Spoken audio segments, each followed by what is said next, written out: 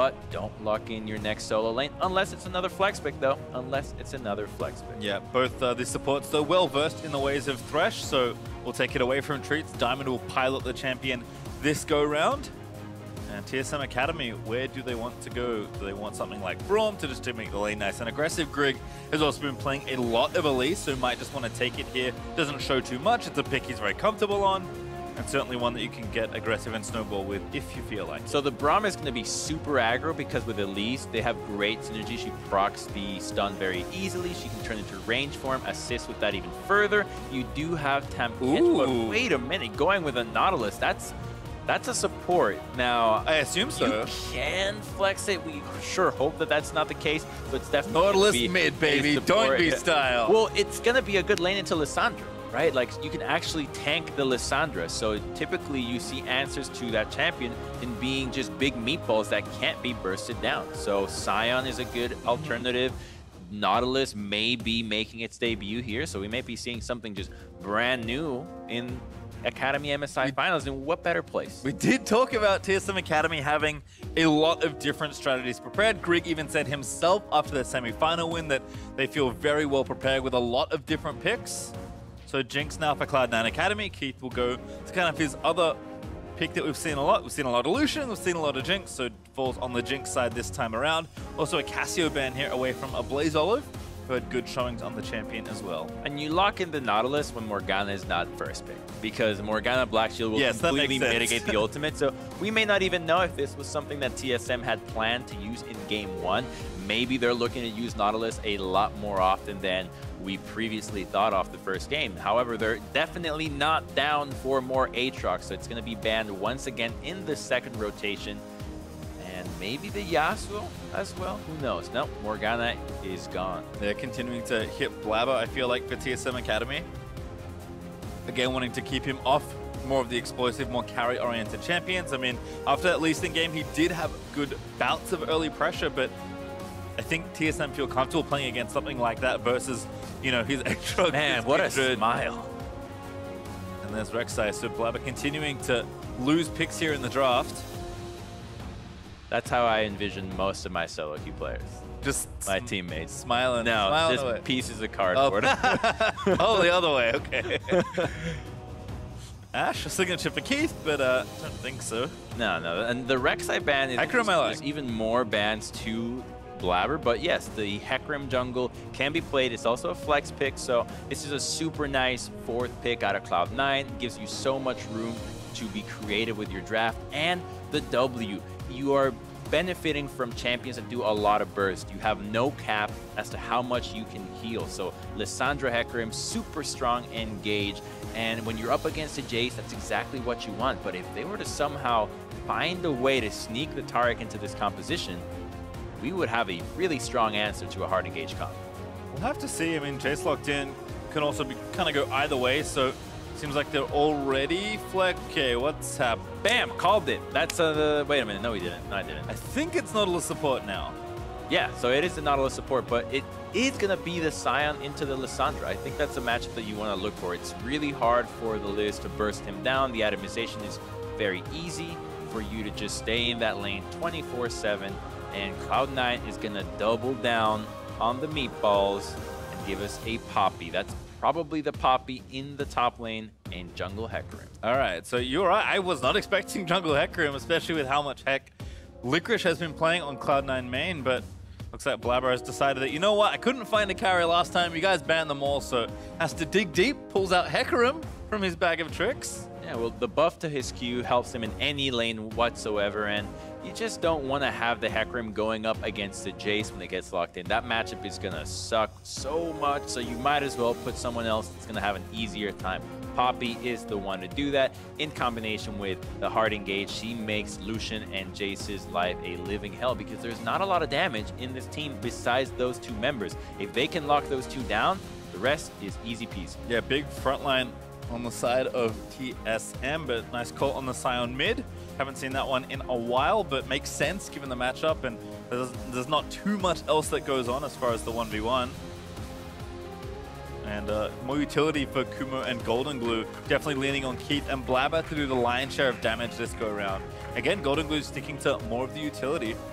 Yeah, well, Lissandra at least has the ability to make plays on her own, and she has mobility, so she's not going to be worried about champions like Jarvan or anybody coming to her lane and not being able to respond properly or putting a lot of pressure. So I think this makes a lot more sense for Golden Blue. This was the pick that he used when they subbed in the roster into the LCS as well, so he definitely has a lot of experience with it. Yeah, big power pick, so curious to see how the game all shakes out. They did, of course, have to trade it for Lucian, which is Tactical's pick, to see if he can find a bit more aggression in the 2v2 bot lane. Keith and Diamond were hard shoving all game long, and it didn't seem to matter when the mid game rolled around, but we'll see if the script changes here as TSM Academy and Cloud9 Academy move on to game number 2.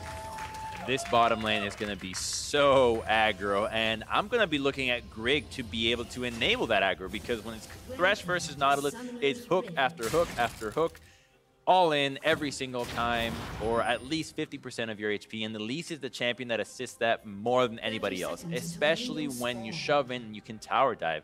Level 3 tower dives is what I want to see out of Grig. You can go to the top lane, you can dive the Poppy if Brandini pushes the wave well. Same thing with every other lane, and he had 100% kill participation in 15 like the death showed us in the previous segment, so if he keeps that up, this is going to be a really fed Spider.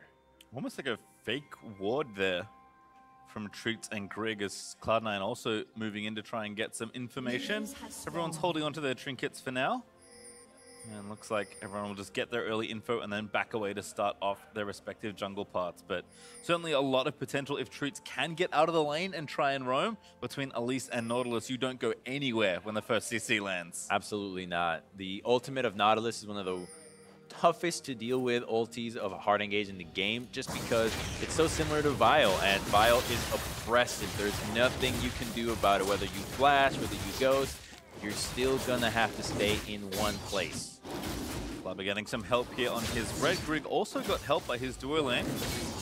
So junglers will start on the opposite side of the map this time around. Definitely expecting quite a lot of farming from Blabber, but as you mentioned, you'd like to see Grig work some of these lanes. And in general, from when we've seen his Elise, particularly calling back to their semi-final, when Grig decides to really punish a lane with Elise, he just hammers that lane. It's so unfun. Oh, it's definitely very fun to watch. I love watching. I guess you're a jungler, so that makes sense that you... from your side. I mean, part of jungling, especially in these playoff-like games, is identifying who is most likely to tilt. What player can you impact the most and have them ruin their games from now on? Because it's not a best of one where, okay, they can just forget about it. They're going to have to come back again and again. And so if you can get in their heads and say, man, he's really has it out for me this series, maybe next time around you're playing a passive jungler and the opposing player fails to realize that you're not going to be jumping him, he plays less aggro. Hook lands, there's the Riptide, but double play from Diamond is going to force them on the spot. Rockets out from Keith do win the trade versus Tactical. Nice to see the first hook land, but didn't really get the good end of that trade, as the Blaze Olive also struggling with the Qs. It can be tough as a melee champion versus Sandra. She is very good at punishing if she can land those Qs. It's not the best matchup early on, but as you get your Spectre's Cowl, as you get your skills up, it becomes easier and easier, just like Sion has. Hey, look at the dive you called out.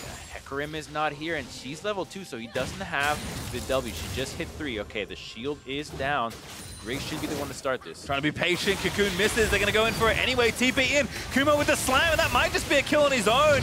Repel going to have to come back down. Grig there, but that's first blood to Golden Glue, who gets double buffs as well. And that's all on Grig. You missed the cocoon and you committed to the fight. This is what's going to happen. Golden Glue gets to get in there. And now he's got double buffs back against that Sion lane that we saw was pushed into the turret. So this is going to be really good for Golden Glue moving on and for Kumo. Let's take another look at how Kumo played this so well, I feel like. Yeah, so he finds a way to hit level 3. And now he's dodging back and forth. He knows that in this position, he always has the turret to fall back on. So he's going to be able to hit that stun so well. And another little tidbit. Even though Elise's Q is not necessarily a dash, because she moves like a dash, it still gets interrupted by the Poppy W. So her hitting level 3 is a huge deal in that dive. And you can trace it all the way back to how the lane was played, and you could say, well, maybe Brandini could have played differently, yada, yada. Well, end of the day, you should have hit the cocoon.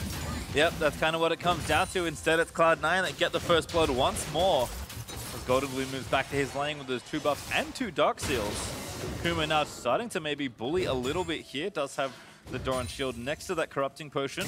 Has already TP'd back. Brandini still hasn't taken his first base, so trade should be a little bit more favorable once he is able to complete the base, but he is sticking around here, perhaps a bit greedily, as we can see Blabber is on this side of the map. He is here, but Hecarim is going to be trying to farm. He's not going to be looking to keep up with Elise's ganking pattern. She's just way more flexible when it comes to being able to tower dive and impact the map, but losing that first dive is a big deal. She's now a little bit behind, and now ghosting Hecarim. Ghost pop by Blabber. They're going to go for the dive straight through the lane. They had the wall, but it just doesn't matter. And Kuma able to slam down Brandini. You can't flash out of that. Yeah, the E. Yeah. He took it and went the other way. The world's longest range auto attack, it feels like, but Blabber just clicks on him after the E. Brandini can't flash anywhere. And Kuma gets a kill for himself. Wow, that was really painful for the Jace. The first gank hurts his lane, and now they're going on Oh, Grig. slow flash play. Diamond looking for the hook. Does not land it. Grig with some nice dancing shoes gets out. Does have to burn the flash though, so not too bad here. Diamond will trade his off, but this gank was set up really well by Blabber. It was. Look at Kumo's positioning. He's waiting. He has his abilities. Hits the slow right away, but the flash, unfortunately, it's not going to dodge it. You're still going to get hit, and it puts him ready to get wall slam. Yep, knocked back, and then Kumo just plays cleanup nice and easy. So top lane that was looking good in the early stages for TSM Academy is gone from bad to worse. And now they may not even have enough damage to dive or kill the Poppy in a 2v1 situation. This is going to be really rough. They're looking for a return gank. Hecarim is not 6th, though. Pretty close. Needs maybe 2 more minions to die if he's in range. There's one. Oh, needs more. Maybe out of range as well. Blabber is sticking around here, but maybe just to cover more than anything else. Looks to recall. Ding 6 goes back into his jungle. Says thanks for the XP, Kumo. But now Brandini doesn't have enough room in this lane to play aggro, which is the whole point of Jace versus Poppy. You want to be able to zone her off the wave, to harass, to make sure that she falls behind in CS. They're basically dead even, 47 to 42. So Poppy has made it out of laning phase successfully. Grig is in the area, but because they don't have full vision of Hecarim, she can't go for this without fearing that Hecarim is going to counter gank it, and the Hecarim level 6 counter gank is death for everyone. Yeah, Blabber already with that early success is going to look to build on that. He's now got the ulti ready to go. As you mentioned, Brandini has to play very differently now that the lane has already started off the wrong way. Kumo clearly well practiced in this matchup. We did see Cloud9 main again use this exact matchup versus Jace, so Kumo has got a lot of sparring time, I'm sure, with Licorice playing both sides of this matchup. And you're totally right, because that's what you actually practice. You go to your buddy and like, hey man, I know you're playing this matchup, I'm playing this matchup too. Let's practice it 15 minutes before our scrims, and you go into a custom and you just 1v1, no jungle pressure, and that changes things so drastically, but it does give you an specific feel for how it would go without jungle pressure, for what the maximum each champion can do in a 1v1. And knowing those limits is really important to translate into the LCS stage, and understanding when is a good time to gank and when it's not. Yeah, plenty of nuance to learn regardless of the matchup, although maybe in mid lane not as much, as it's just a farm fest for now. Golden Glue keeping up a couple of CS, but looks like a Blaze Olive, as you alluded to, is tanky enough, although he did not go Spectre's Cal first. So he might be seeing a different kind of Sion. But he's still strong enough to just survive. No, I don't think that's a different kind of Sion. Maybe no? You think that's AD Sion? Is that what you're suggesting? Maybe. I'm saying it's a possibility. Okay. I'm saying there's a chance, I'm going to say I'm going to agree with you, because that's probably just the Sterak's gate, right? You get crowd control reduction off that. There's so much CC on the Cloud9 lineup. Gives you a bigger boost of HP. And with Sion, you're not, it's the best ultimate or item for you. You have infinite HP, potentially. So it scales infinitely as well. Grig on the Cloud Drake in the meantime, as TSM's bot lane has found a bit more strength. Looks like they've taken 2 plates, oh, 1 plate already. Can't count the notches, excuse me. It's Kumo with the ulti. Blabber here again. Goodbye, Brandini. Feels bad, man. Smited and taken out. Gonna take a little while longer than maybe they expected, but Blabber says, give me the kill, and Kumo says, yes, sir. Yeah, that is rough for the Jace. Now he's really far behind. They might even be threatening to take down this turret with that charge attack. Probably not enough damage. And the hard part for TSM is that while the Sion matchup can survive Lissandra, you can find opportunities to roam, Sion's ultimate, his best ability to engage, is in a straight line. From the mid lane, you really have no straight lines to tower dive. You only can go up and down the river, so unless a fight happens in river, you can't really get there quickly enough, and that's not as useful as a Lissandra that can go over the walls and fight in the jungle a lot better. Yeah, it feels like there's just no help coming in the top lane right now, and if you ever weren't sure about Blabber's tendencies as a player, he has Rush Warrior, he is going Trinity Force with almost 100% certainty, so if you're a fan of big carry Hecarim, that's going to be what Blabber's going for, I have to guess. If you're not playing carry Hecarim, why are you playing Hecarim? Because the rest of his kit's good! Yeah, you have to build some damage. Yeah, but carry's so much Sometimes you build a Frozen Heart. Effective. That's true. Right now, I think you spoken like a damage is more effective, right? Just go full damage because you have a GA. GA is just the item that justifies all of your damage needs. It's coverage for your poor choices. Exactly. You die, okay, I got another chance. Sounds like you've been playing some Hecarim jungle and solo queue with Golden Glue. Gonna grab 2 plates to get away. Oh no. It's okay, I won't tell you what champions I play. You're forgiven. If it's worse than saying Yi, then I don't even want to hear it. That's why I'm not telling you. It's Pro Develop finisher Golden Glue. P being back in the mid lane. Yeah, so it is going to be the Sterex Gauge being built Makes sense as by a Blaze Olive. And I believe he also has Spellbook, which is why he has a cleanse available. So you might be able to switch off into Teleport, switch off into other summoner spells, and see how creative he can get. Yeah, I don't exactly remember what his main summoner is, if it's Cleanse or TP, but I would have to guess it's one of those, but having options is nice, and it has been good to see Spellbook rotate back in on some champions. Kumo with that Sunfire looking to finish off the turret, and maybe Brandini as Blabber is back again. And he's got no reason to be elsewhere. You're not killing mid lane. Don't even look at mid lane, and because mid is on the way to bottom, don't even go bottom. So just stay top. That's the jungle logic, by the way. Bottom lane also going fine on both sides, so I think teams are just happy to farm it out there. Blabber won't stick around for too long. We'll move in for a little bit of jungle information, as Golden Glue has to deal with that wave there in mid. Grig was also covering top, and a Blaze Olive has looked left as well. So TSM Academy starting to protect Brandini a little bit more, but as far as the J snowballing, it's kind of too late for that situation. It's more about controlling the damage that's already been done. Yeah, so when Jace is going to be able to beat Poppy now, it's going to be at 3 items. And that's a long way away. He's going to need to go very specific items as well. So Blade of the Ruined King helps a ton in this matchup. The lifesteal, the speed, the sustain, it makes a difference, and the armor penetration, because Poppy's going to continue to stack that, especially when the only carries are Lucian and Jace. So without those items picked up, Brandini's going to be constantly pushed in by Kumo, and an easy target for Blabber to dive, because the more damage Hecarim builds, the tankier Poppy can be. She can provide the turret shot absorption, and Hecarim just does the killing. All right, well, Grig is coming to their strong side of the map now. Rotates in, and Blaze Olive also moves down the river, and that will be that first turret over, still before 14 minutes. So TSM looking to collect all the plate gold here from this bot outer turret, and the bonus gold that first brick brings as well.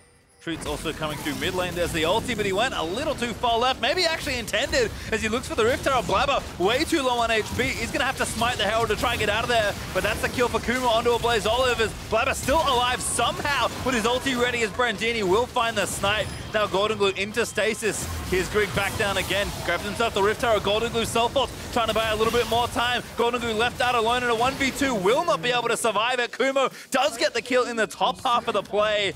The hook will miss there for Treats, and a messy fight in the left side river. And that was such a good roam from Treats. They know they have the bottom turret secured already, and they understand that Blabber is camping top lane. They're probably going for the Herald.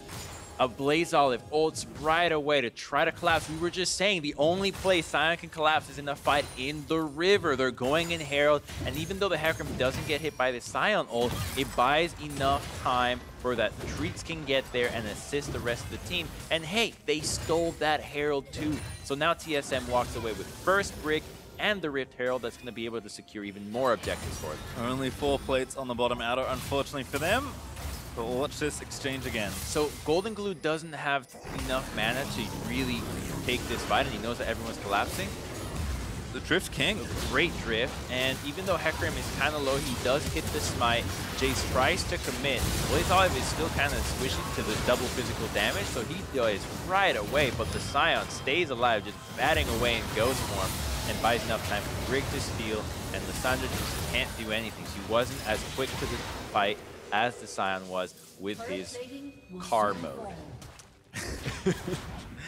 Beautifully timed Cocoon there as well from Grig. Does get them the extra kill. Face check though from Diamond, and he's going to pop into stasis, but Grig still fighting it up. Blabber trying to do what he can. Diamond shields himself. The heal comes out as well from Keith to try and save him. Treat's now low. Blabber still getting in there. Doesn't have an ulti as Grig is tagged by that slow, but no kills somehow on either side as Golden Glue still hunting. That's what happens when the Elise is far behind and not fed. She doesn't have enough to burst anybody down. Luckily, we're already past the point where stopwatches are inactive. He can use it to buy enough time for the rest of the team. And oh, good knock up there. Keith is going to be forfeit. A Blaze Olive with a sneaky short ult. He just dies out of nowhere. Gets himself the kill. They wanted the turret. Kumo did get first brick finally in the top lane, but greed from Cloud9 does cost them here in the bot lane. Yeah, the Jinx is not the target you want to be dying on early. You need to be scaling. She's going to be one of the major win conditions for this team that doesn't really have a lot of damage later. They're going onto Lissandra. Oh, what a flash Q. Calling from Tacticals enough to get the kill. And he just gets away with the turret while he's at it. That's the same thing. They're not respecting the Sion-Lucian combination. You're stuck right there thinking, okay, they can't catch up to me. But they certainly can. This comp does a lot of work early. That's the power of the Lucian. That's why it was banned in Game 1. So we're going to take another look at what happens in this bot side with Blabber and Tactical. So he's going to go on him. Wow, that's half his life. What the hell? What? Yeah, okay, that's more damage than I think we're used to, but back to another fight. Blabber with a big ult. Drake already over to TSM though. Is Tactical now going to get chased down. Rockets out from Jinx. Keith with a mega death rocket straight in the face. He's going to get himself a double. Going to look for the triple. Finds it with a crit rocket. And Keith exploding into the game. And we don't get to see the start of that fight, but we sure see the end of it. And Keith is now 4-1. He just gives 1 kill away, but it was all just a bait. It was a ruse. He's now resetting the bounty. Carry mode.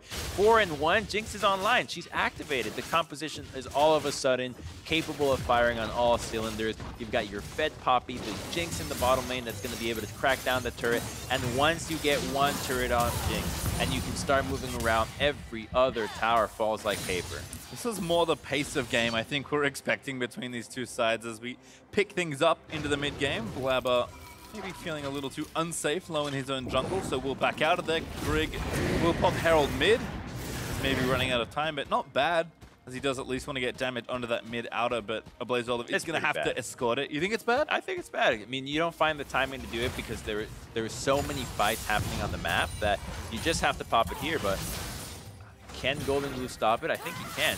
Right. What? Oh my god. Distracted, Cloud9 play it well, and that's why, because you see it coming from so long that unless the other team AFKs for a little bit, you're not going to connect. Well, nice job Cloud9, shutting down the Herald and keeping their turret advantage for now. Keith also now with 2 items finished after that last exchange and those 3 kills that he picked up, so feeling pretty good about shooting down both turrets and champions. Still, there's so much engage on Cloud9's side that it's really distracting. You can't go on Keith because there's just so much CC to get past that he's almost guaranteed to get a lot of damage in. The worst thing that can happen to him is Treats ults him, but they're going on to Elise. Briggs the target. Nowhere to go. Get ignited as well. Timing now in the mix is Blabber going to try and find the backline. Treats does get the shutdown onto the Jinx, so Keith out of the fight for now as it will continue. Golden Glue flashing in. 4-man Rue with a W there, and that's just carnage there for Cloud9. They'll lose one more, but Brandini forced to flash away. They'll chase down a Blaze Olive. And Cloud9 going to pick up almost everyone in this exchange as Blabber lands the triple. The Hecarim was there to clean up everybody. He does so much damage alongside Lissandra, And even though TSM got the jump on them in a way by eliminating Keith immediately, the rest of C9 was there to collapse so quickly and effectively that it didn't matter that they didn't have an AD carry. The rest of the team is still fed. They go onto Grig right away, and yes, he's half HP. He's forced to repel, but the Scion eliminates the Jinx in the back, and you're thinking, okay, this looks great. The rest of Cloud9 is so tanky right now, and there's not enough damage on the side of TSM to really follow through. The cooldowns are not there yet, and when everybody's clumped up, this AoE comp with Meatballs is gonna thrive. Yeah, Blabber is just doing so much damage in these team fights. Golden Glue also, you mentioned it, Lissandra, maybe not the fanciest of champions, but certainly a playmaker, and Golden Glue made that play. Look at that. Look at the damage of the Hecarim. That's a lot of Qs. 4,215 damage. How much of that is true damage? How much of that is healing him? Because with a burst comp, Poppy's really burst of her Q. Same thing with the stun and Lissandra. He can heal so much. Now he's in a 1v1. Yeah, Blabber didn't have Triforce when that last one started, so I'm curious if he has it now. Goodbye, Brandini! Stasis might save him. There's the ult. He's going to try and get another one-shot, but he does get shut down by Tactical. Now Golden Glue forced back into self-ult. Stasis as Diamond finds a play on attack. Grig low, but there's the ulti out of a Blaze. Olive just trying to be a frontline there for the rest of his side. Trees finds the grab on Keith. Ignite is down again with the combo as Tactical will take out Diamond. Cloud9 Academy this time, they're too far forward. And that is probably the worst time ever to test your limits. 20 minutes in, TSM has a Mountain Dragon, and they're pinging Baron. That's where they're going. They have enough damage here with the Blade of the Ruined King. Grig can heal. Are they going to start it or try to bait Kumo in? Well, Golden Glue just TP'd back to mid lane, I believe. So he's going to be here with Kumo for some sort of coverage. Right now, Kumo getting shot off here. Whoa! Wall slam into Grig, finds the pick off. Gonna face check a Blaze Olive, but he's just so tanky that I don't think these two can get a kill. In fact, Golden Glue might be able to turn it back around. Here's Brandini, the Kumo. I think maybe now a bridge too far. He's gonna get knocked up. A good four-man keeper's verdict, but the shutdown lands. Treats lands another big hook as Blabber is back out on the map, but he doesn't have ult. Just gonna try and force them away. That was a shutdown that Kumo just gave away. A really nice engage onto the Elise, but she was already 1-3-2. You're a 4-0 Poppy. Was that worth it? It just might, actually, because now they're in a position to take that Mountain Dragon. Let's take another look at this fight and how it all went down. So Brandini did not get the Q right away with the Empowered Shock Blast, so he doesn't have that much upfront burst. Buys enough time for the rest of the team to collapse. That's a bit greedy out of Blabber. From this point on, you're thinking, all right, just pull out, take out the Lantern, but he doesn't position himself to give a Lantern and get out. He's in there to get in the mix, and Keith back and forth, faces back and forth, gets hit by the hook, then the ultimate, and, well, I thought TSM would surely go for the Baron off that, and look at that, man. Just so happy. I'd be smiling too after that play, because he just sniped Keith with a giant hook the size of your average anchor, which is fairly impressive. That's gonna live forever. I hope if they win, he lifts the trophy first. That's they just put him next to the trophy. Just put him in. That's not big enough. Next year. Anyway, hook lands, but only a Blaze Olive, relatively tanky. But Blabber fancies himself yet another scrap. Kumo, bit of damage down with a slow. Treats with another hook. Finds another Diamond, but Golden Glue in the back line is Diamond. He's going to kite it out. There's just so much happening in the backside. The shutdown lands onto the Lucian as Key takes out Tack. He's getting himself a triple. That's going to be the quadra kill. Penta on the horizon. Give it over. Grig, the last one left standing. There's the rocket. It didn't crit. Keith with the red buff gets a pentakill. In game 2, he finds a pentakill. Keith is so fed. The 4-1 Jinx now finds a way to really seal the deal. The composition was built to protect him. He gets engaged on right away by Trees, but there's just no follow-up. He has so much room in the back. 9-3-1 in Jinx. Now they two-man the Baron. This looks like it's Cloud9's wheelhouse. Yeah, no smite needed. Gold League continuing to grow. They're going to try and buy a little bit more time to give at least Blabber another Baron buff. So Golden Glue cannot receive it, but Baron over to Cloud9. That gold lead is massive.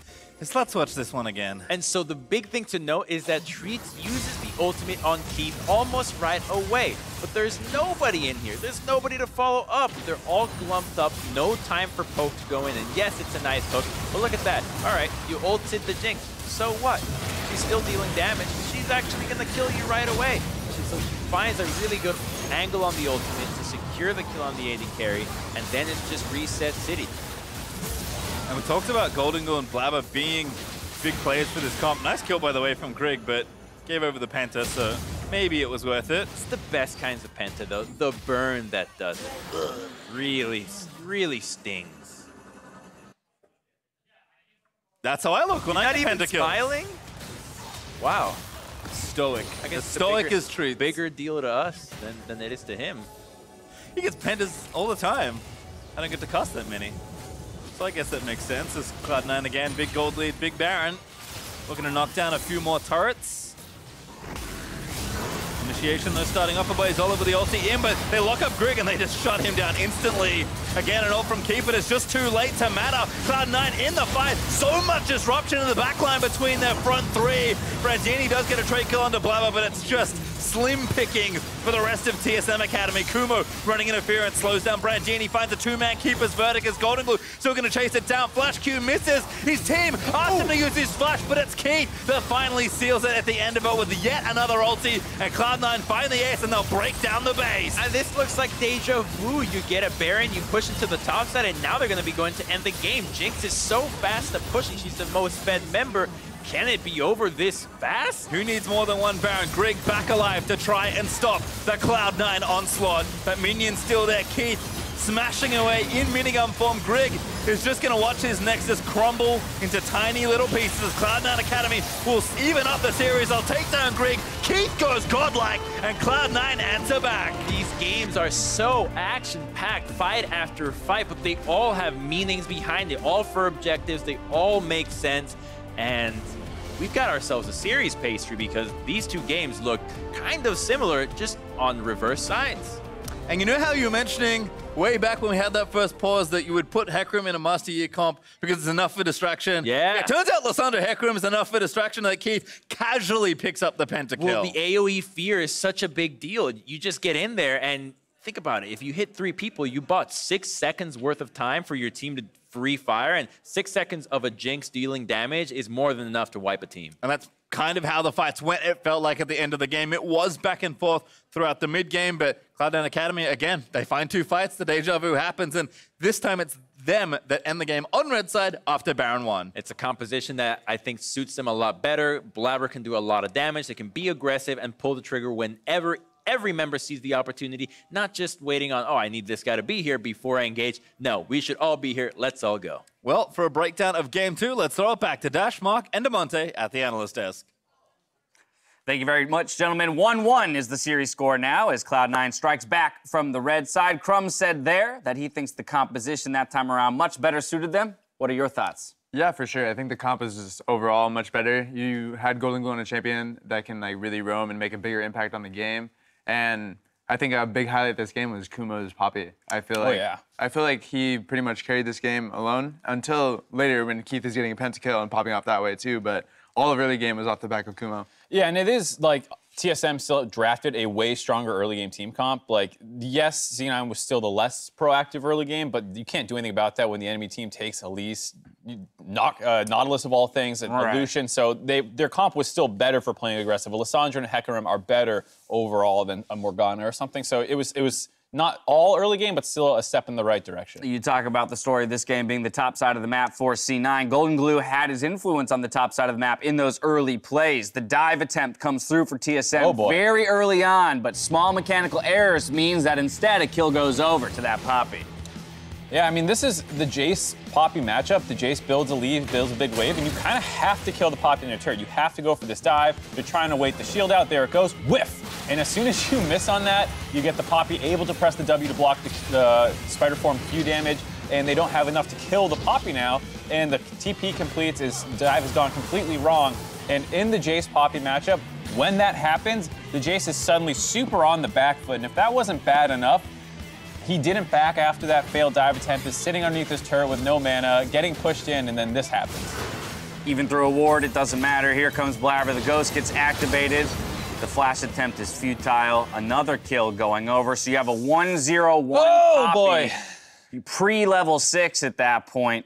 Off to the races. There's nothing a Jace can do. No, yeah, I mean, at that point in the game, really, Brandini and Greg are sitting there in comms just saying, guys, we screwed up. I really hope we can win this, but we did not do our job. Yeah, it's an early game comp. Yeah. Because it was the bot lane was super early game too. The other team has the Hecarim. They're outscaled literally all 5 positions basically. Yeah. And that's your early game. The game should be over instantly 4 minutes in. I was going to say, I'll be honest, after that play happened, I turned to DeMonte, I said, all right, putting your team in this situation on clutch, like what are you guys talking about right now to get this game back? And he goes, oh, God, I don't know. I don't know if there's anything. And to your point, it did feel like the game was over and should have been over. And this is where maybe we can start talking about some criticisms to be thrown toward Cloud9's way, in that it wasn't a clean finish from that point onward. There were multiple fights in which it looked like TSM was clawing their way back in, slowly. Not like they were ever in the lead or back in control, but C9 was giving them opportunities to come back. Yeah, like you said, at that point in the game, when TSM messes up that bad early, you kind of have to hope the other team messes up now in order to like get your chance back in the game.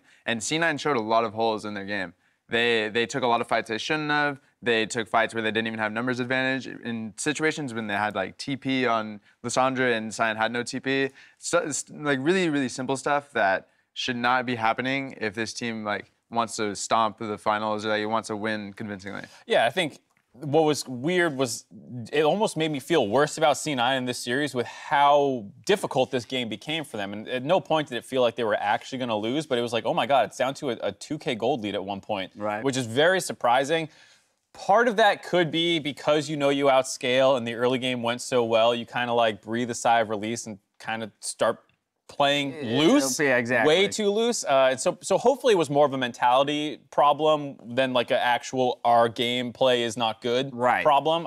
It's hard to say from the outside. Yeah, though. Playing fast and loose with the lead, maybe it's hard to get inside the player's head from our perspective here, but it definitely does not give us a vote of confidence in Cloud9 when you have that kind of a lead that feels insurmountable. And then you're almost looking for opportunities. You make it look surmountable. Yeah, almost. then you make it look surmountable. All that said, we mentioned how Keith was really the star of the show in the latter half of the game, coming up with that pentakill, huge on Jinx. This is a signature champion of his. Oh yeah, he played this team fight really well. I think you're gonna see he like steps away from the tank line for a little bit just to get this ult off, and this was huge, honestly. Yeah, super good Jinx play, knowing like I don't need to kill the Nautilus in front of me. I need to follow up on my Lissandra's and Hecarim's damage on the back line. So he gets that, and then Golden Glue, the homie, running after him. Don't worry, man. I'll convince him to turn back around here for 1 sec so you can close the distance. The red buff burn grabs him the pentakill. Jinx getting excited there, moving from there to the Baron and there to the close. So as we were saying, it's not like Cloud9 was ever seriously in danger of losing this game. As you look at that gold graph there, it's red from start to finish.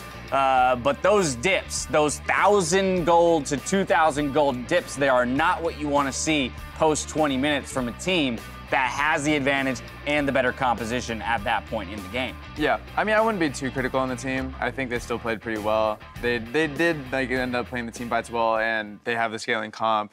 They ended up winning, so I think also you can also highlight how well that they are really functioning in the team fights too. Yeah, and to be fair, TSM did play some of them pretty well. It wasn't like they just like dove a turret with 5 people and killed all themselves. Like there was a time where Treats lands a nasty hook to stop Lissandra from being able to flash ult, follow up in a skirmish. Like TSM did force some of those fights to go in their favor, so it's not like C9 was just like hard throwing the game. Treats has been playing quite well. I mean, that cardboard cutout, man. That's a guy to keep your eyes on. Interestingly enough, Cloud9's going back to blue side. So both teams have won on red. Both teams want to play on blue. What's going on there? There must be something weird with draft. I'm not exactly sure. I'll be honest, like all Academy playoffs and even somewhat LCS playoffs, I'm like, okay, so everyone's staying on their own side, so you're still seeing teams liking red and blue more, and now people are just going hard to blue side even though they're winning on red. So I have a hard time identifying, especially since none of these first picks look super impactful. Maybe they're like, the Lissandra was great for us. We want to first pick the Lissandra, and even though it hasn't happened yet, maybe that's where the priority's going on blue side. I don't know. Interesting. We'll have to see what the teams do here in Game 3. Cloud9 Academy have tied up the series. We'll see how TSM recovers when we return.